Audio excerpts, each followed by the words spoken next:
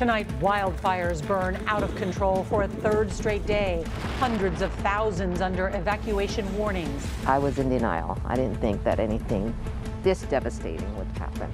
My wedding dress, our wedding album, we left everything. It's so quick. You start thinking about all the memories in different parts of the house. The tough new questions. What explains this lack of preparation and rapid response? The CBS Evening News starts now.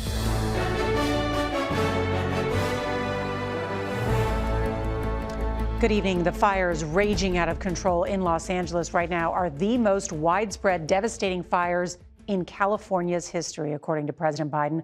I'm Nora O'Donnell, along with Tony DeCopo, who is on the ground in Los Angeles with our team of reporters.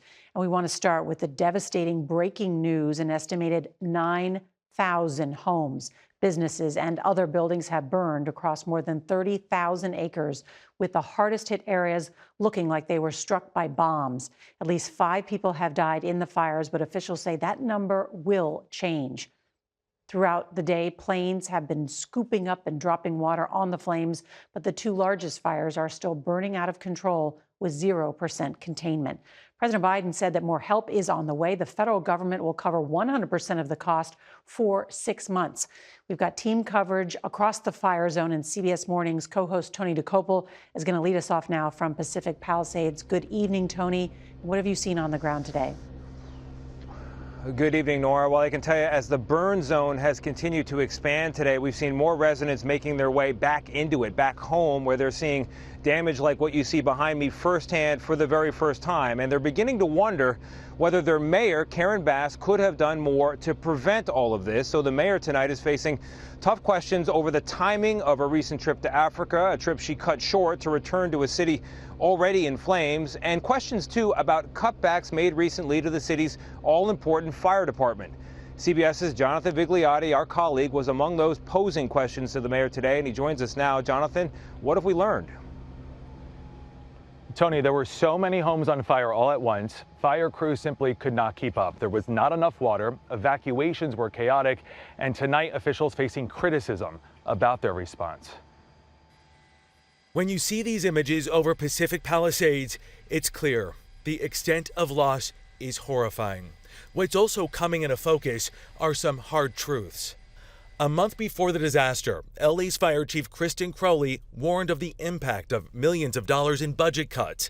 The city's fire commission sent Mayor Karen Bass a report December 17th, claiming the fire department's ability to respond to large-scale emergencies such as wildfires is significantly diminished, increasing risks to both public and firefighter safety. I don't know if they're trying to get reinforcements or something, but they didn't stop. It's what we saw repeatedly. This home is going to go up in flames. There are not firefighters around here. We put the question to Mayor Bass. Mayor, LA County is in a panic state. For several hours, we watched as hundreds of homes in a neighborhood burned to the ground. We did not see a single fire engine. There was fear and there was a lot of confusion. Shortly after the fire started, a press release was put out warning of this fire behavior. My question to you is, what explains this lack of preparation and rapid response? Let me just say, first and foremost, my number one focus, and I think the focus of all of us here with one voice, is that we have to protect lives, we have to save lives, and we have to save homes. We will absolutely do an evaluation to look at what worked, what didn't work. With the National Weather Service warning of life-threatening and destructive winds, the state of California pre-positioned 105 firefighters to Southern California. The morning after, 1,400 additional firefighters were deployed. We have a potential for structures being threatened in the next 20 minutes. As roads became gridlocked with evacuees, firefighters urged other residents to shelter in place. That includes this hillside neighborhood where many homes burned to the ground. And this is what is left of an entire condo where those residents were told to shelter in place. It's unclear if there were any fatalities in the Palisades. Tony, cadaver dogs, we're told, are going to be brought out in the coming days. Jonathan Vigliotti for us, putting questions to the mayor, questions a lot of Los Angelinos have as well. We appreciate it, Jonathan. Thank you. We're going to switch focus now, though, to the Eaton fire. That is about 30 miles northeast of where I'm standing. It's in the Pasadena area, and it's where 5 people have died at this hour. CBS News' Chris Van Cleve spoke with family members of 2 of those victims. Towering flames threaten to overtake the highest point in Los Angeles, as well as the telescopes and key transmission towers atop Mount Wilson. The wind-fueled Eaton fire rained destruction down on the neighborhoods below, damaging or destroying more than 4,000 structures and killing at least 5, including 66-year-old Victor Shaw. When they found him, he had a garden hose in his hand. And so he had tried to fight back the fire. I believe he did. He wasn't in the best of health, but I know that he probably fought with all his will. 82-year-old Rodney Nickerson died in his bed. His daughter, Kimiko, says he wanted to stay. He said, Altadena's been through some stuff and I'm going to be all right. These are before and after images of Altadena. It was an emotional return for many who came home to find only rubble. I was holding on to every thread of hope I had that God would save my house. This is what it looked like when Neera Chow left her home. When you saw this, what went through your mind? I've lost everything. Yeah. Pictures, memories. Sifting through the ashes today, a small treasure. This ceramic church survived the fire. 10 years ago, when my husband passed, we bought this house so we could start again. And now it's almost like deja vu. Firefighters have been going block by block, wetting down potential hot spots because that dangerous wind is back in the forecast tonight. LA Sheriff expects those numbers of damaged or destroyed homes to grow before this is over. Tony? Chris Van Cleve for us. Chris, thank you very much. We're going to turn now to the weather. The weather, of course, it affects everything, and so it should be no surprise that includes firefighting, which is why some brave meteorologists not only forecast when and where storms are going to hit, but also work closely on the front lines of wildfires to help protect the firefighters themselves. CBS meteorologist Rob Marciano introduces us now to these scientists in action. As firefighters battle the Palisades blaze, an army of people have their backs at this command center that was built in less than 24 hours. From lodging to laundry to logistics, it's all here to support a massive firefighting machine. You've got federal agencies, county agencies, local agencies, and they are camped out here to fight this massive fire. And in the middle of it all is a meteorologist. I'm here for nothing else other than to keep these people safe. Rich Thompson is an incident meteorologist with the National Weather Service, specially trained to provide crucial support near the front lines of wildfires. This light purple line here, that's our fire perimeter. Thompson deciphers weather changes in the fire zone, making elaborate forecasts that determine where firefighters go to fight the flames while also keeping them safe. How much pressure do you feel every day? People are making some pretty significant decisions, both in terms of evacuations, in terms of resources, based on what I'm forecasting. An IMET's forecast can mean life or death, and the weather around this fire has been extreme. Right now, these people need our help, and we need to get this under control. Captain Sheila Keller-Burkall is with the LA County Fire Department. Our meteorologist is critical because all those factors come into play when we come up with the strategies and tactics on how to fight this fire. Wind is everything. Which way is it blowing? Which way is it going to, swirl around, and how high is it going to get? And Rob Marciano is with us now. Rob, weather is enough to win or lose wars, so it makes sense that it could win or lose a fight against a fire. And this map looks like a war map, doesn't it? This is the footprint of the fire now on almost 20,000 acres, and the red around it, that's the perimeter. Any black there is containment. There's zero black right now. Wow. So that's what we're up against, and my new friend Rich tells me that the winds are going to get higher tonight. So that's what we have in store. Critical fire danger. We have red flag warnings that remain up and super dry conditions with winds that will increase. We're already starting to feel them a little bit now, but they'll come up another 10, 20, 30 miles an hour overnight. The next 12 hours, I believe, is pretty critical here. So we could have new fire starts, maybe some spreads as well. On top of that, even after the winds die down, the smoke the next 24 to 48 to 72 hours through the weekend will be very, very dense. So when people start coming back to their homes over the weekend, they're going to have to deal with that as well. And no rain in the forecast until further notice, Tony. Rob, it's still remarkable to see that map with no black lines of containment here on Thursday, 2 days after it started. Appreciate that report. Nora, I'm going to send it back to you in Washington. Thanks to you, Tony, and all of our teams in the fire zone. We spoke today with Los Angeles Fire Chief Kristen Crowley, who's in charge of the department's more than 3,200 uniformed personnel. We began by asking her how they're doing. They're resilient. They're putting everything into this. I can guarantee you that. I'm extremely proud of their dedication and commitment to this mission. They're doing everything in their power to save lives and protect property. I must ask you, because a lot of people are talking about the warning that you sent last month that the budget cuts have, quote, severely limited the department's capacity to prepare for, train for, and respond to large-scale emergencies, including wildfires. You sent that warning about these budget cuts. Was this preventable? I tell you, from the budget cut side of things, when there's a $17 million cut in our budget, operating costs, immediately from that point, I had to make some tough decisions. I looked at some other duties and responsibilities that we do as a fire department and had to focus right back on the training of our firefighters and also our ability to respond to the everyday fires and EMS response. Would that $17 million that had been cut from your budget have made a difference in this fight?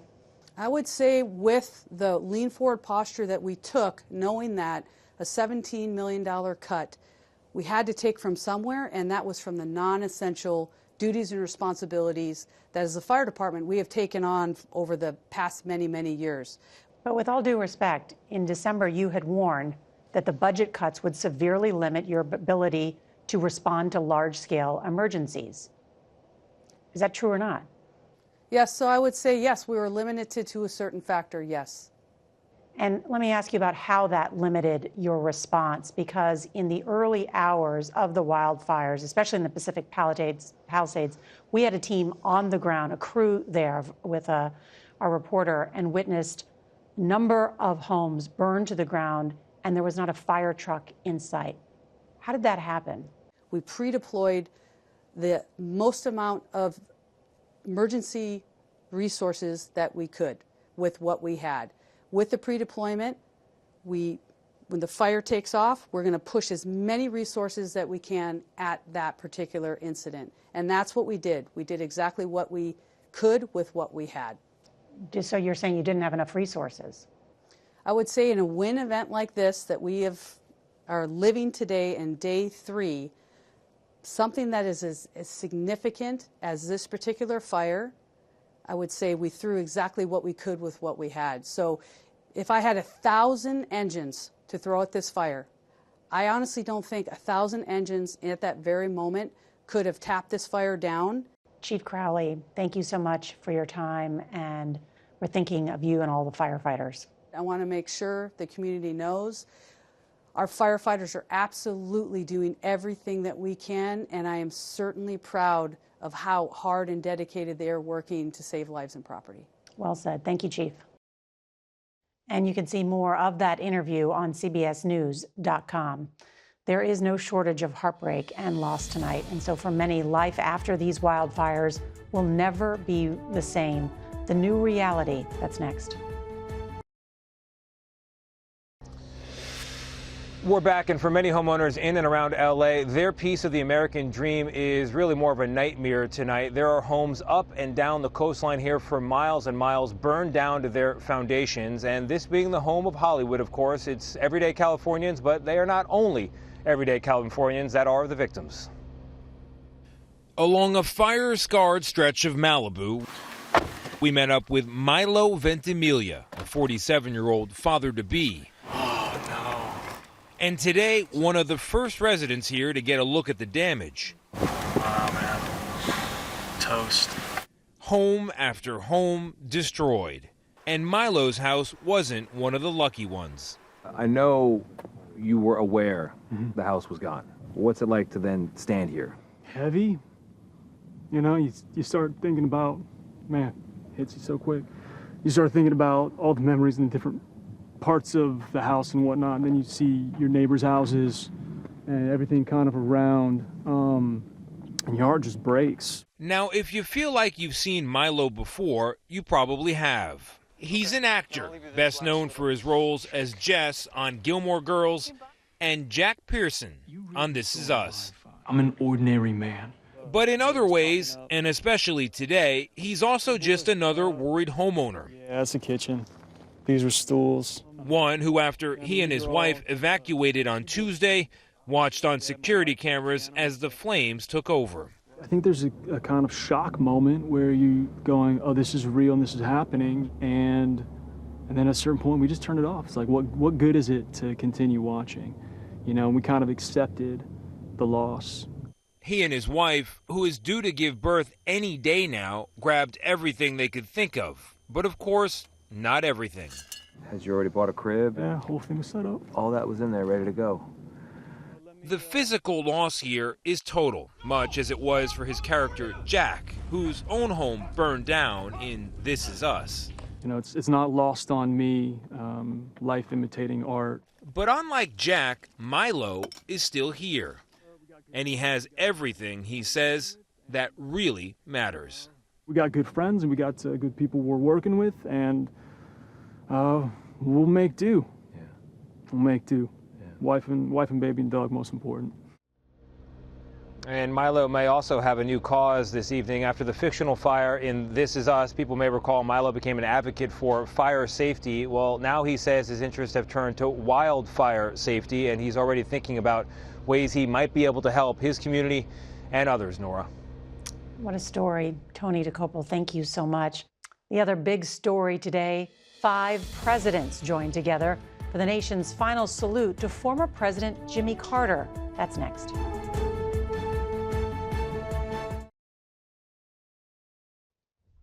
Former President Jimmy Carter was laid to rest this evening in his hometown of Plains, Georgia. A private funeral followed a ceremony in Washington with past, present, and future commanders-in-chief on hand. CBS's Mark Strassman reports tonight from Plains. Let us pray. In a fitting farewell, Jimmy Carter's state funeral had the majesty of Washington's National Cathedral and the piety you'd expect for a man of profound faith. But like Carter, this solemn goodbye had flashes of humor. There's an old line to the effect that 2 presidents in a room is one too many. What about 5 presidents? They filed in among generations of Washington A-listers. In the second row, the Clintons, side by side with the Bushes.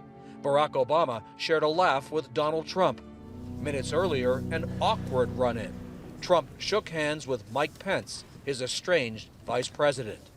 President Biden's eulogy, Jimmy Carter's enduring attribute, character, character, character.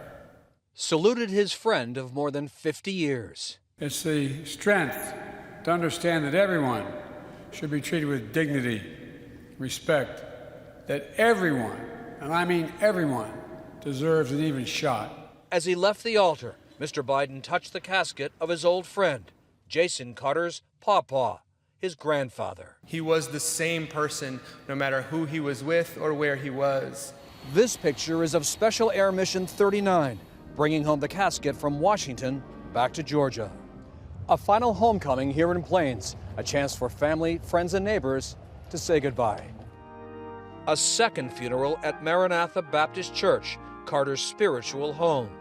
Last Sunday, our God called the Sunday school teacher home. With his burial on the family property here, Jimmy Carter's homecoming will be complete. Mark Strassman, CBS News, Plains, Georgia. And we'll be right back. We end tonight thinking about all those people displaced by these horrific wildfires in California. There are about 1,200 evacuees staying right now at a shelter at the Pasadena Convention Center. One of them is named Dale Fielder, and Nora, he had one of those homes that we saw burned to the ground in the Eaton fire. Yeah, and I know that he told our Tom Hansen that through it all, he is thankful for the help that he is receiving. The way these people are feeding us and taking care of us, I mean, you know, it's better than the Hilton. and it's free. Well, for ways you can help, go to cbsnews.com/LA Fires. Tony will have more coverage tomorrow on CBS Mornings. And that's tonight's CBS Evening News. I'm Nora O'Donnell. Good night.